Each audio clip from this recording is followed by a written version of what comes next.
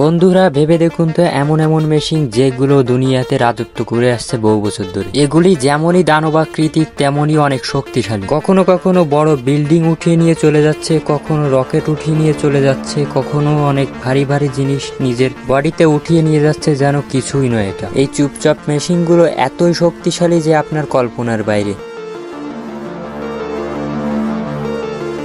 ফিনল্যান্ডে গরুর ঘাস কাটার জন্য এই মেশিনগুলো ব্যবহার করা হয়। এই মেশিনগুলো ঘাসকে নিখুঁতভাবে ছোট ছোট করে কেটে ফেলে। এর ঘাস কাটার জন্য রয়েছে অত্যন্ত ধারী বেলেট। এই মেশিনের ধারালো বেলেটগুলি পাখার মতো ঘোরে এবং ঘাস কাটে।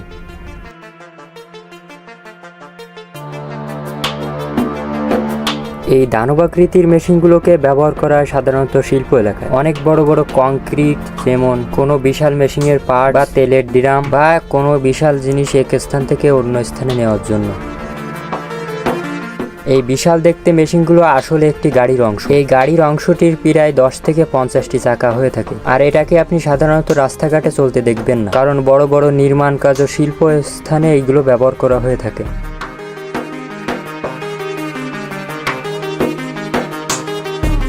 এই মেশিনটি ছোট দেখতে হলেও একটু পরেই দানবাকৃতির রূপ ধারণ করবে।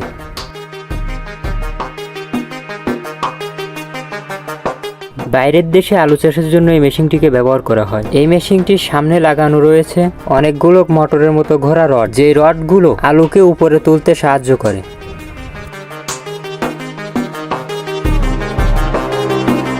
আর এই মেশিনটি শুধু আলুই তোলে না, আলুতে থাকা ময়লাগুলো সাফ করে ফেলে।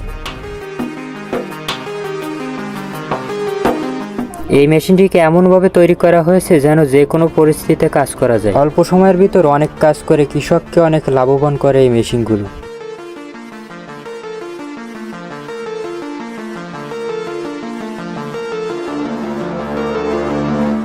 এই ছোট সাইজের মেশিনটিকে কখনোই আপনি ছোট ভেবেন না, কারণ এই ছোট ট্রাকটি 200 টনের উপরে ওজন সহ্য করতে পারে। বড় বড় মাইনিং এলাকায় ও পর্যটন শিল্প এলাকায় ব্যবহার করা হয়। এই ট্রাকে রয়েছে 3000 হর্স পাওয়ারের একটি হাইপার মেশিন। এটির ঘন্টায় গতিবেগ 50 কিলোমিটারের উপরে।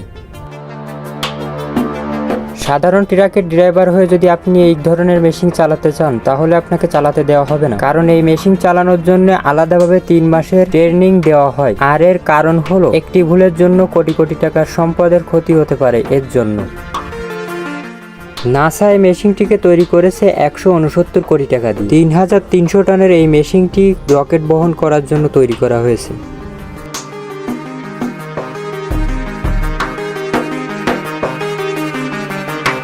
দানবীয় এই মেশিনটি ঘন্টায় গতি 1.6 কিলোমিটার, তবে এটি খালি অবস্থায় 3.30 কিলোমিটার পর্যন্ত যেতে পারে। এই মেশিনটিকে নিয়ন্ত্রণ করার জন্য থাকে 2টি ড্রাইভার এবং সামনে ও পিছনে লোক থাকে তাকে কমান্ড দেওয়ার জন্য। যদি ড্রাইভার একটুও ভুল করে বসে, তাহলে মেশিনটির উপর থেকে পড়ে যেতে পারে কয়েকশো টনের একটি রকেট। তাই ড্রাইভারকে অনেক নিখুঁতভাবে এটিকে চালাতে হয়। অনেক বিশাল বিশাল আকৃতির জাহাজ তো আপনারা অনেকেই দেখেছেন, কিন্তু এর ইঞ্জিনগুলো কিভাবে তৈরি করা হয় তা কি আপনি জানেন?